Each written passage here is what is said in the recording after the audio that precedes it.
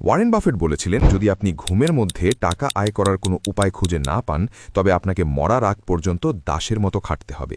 আপনি কি আপনার শেষ নিঃশ্বাস পর্যন্ত এই হাড় ভাঙা খাটুনি খাটতে চান, নাকি এমন এক পৃথিবী গড়তে চান যেখানে আপনি পরিবারের সাথে পাহাড়ের চূড়ায় দাঁড়িয়ে সূর্যাস্ত দেখছেন, অথচ আপনার ব্যাংক অ্যাকাউন্টে টাকা এসে জমা হচ্ছে? বর্তমান সময়ে দাঁড়িয়ে আপনার একটিমাত্র আয়ের উৎসই হল আপনার সবচেয়ে বড় দুর্বলতা। আপনি ভাবছেন আপনার চাকরিটা নিরাপদ, আপনার ব্যবসাটা সারা জীবন এভাবেই চলবে, কিন্তু বাস্তবতা বলছে ভিন্ন কথা। তাই প্রতিটি মানুষের অন্তত একটি হলেও প্যাসিভ ইনকাম সোর্স থাকা প্রয়োজন।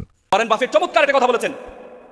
আপনারা যারা চাকরি পিছনে দৌড়ান, ওয়ারেন বাফেট বলছে তুমি তখনই সফল যখন যখন তুমি বসে থাকবা ঘরে, তারপরে তোমার অ্যাকাউন্টে টাকা ঢুকবে, তাহলে তুমি সফল। আপনি চাকরি করেন 9 ঘন্টা 8 ঘন্টা, চাকরি করার পরে আপনি যখন চাকরি শেষ, আপনার বেতন শেষ। চাকরি শেষ, আপনার বেতন শেষ। তার মানে আপনার সফল তখনই হবে আপনি ঘরে বসে থাকবেন। দেখেন আমাদের একটা মানুষ, ধরেন আপনি 30,000 টাকা বেতনে চাকরি করেন, 30,000 টাকা, 10 ঘন্টা কাজ করেন প্রতিদিন। যদি 10 ঘন্টা কাজ করেন, তাহলে প্রতি ঘন্টার বেতন কত দাঁড়ায় বলেন তো? 100 টাকা। যদি 60,000 টাকা বেতন, তাহলে প্রতি ঘন্টার 200 টাকা। 200 টাকা।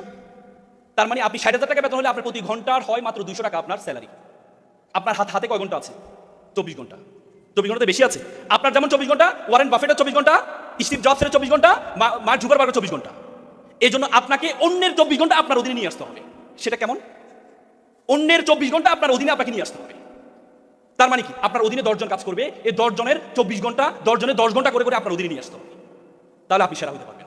আর আপনি যদি বলেন আপনার যে ঘন্টা আছে সেটাই করে আপনি বড় হবেন, আপনি বড় হতে পারবেন না। আপনি বড় হতে পারবেন না। এই জন্য অন্যের ঘন্টাকে আপনার ঘন্টার সাথে যদি যুক্ত করতে পারেন, তাহলে আপনি সফল হবেন।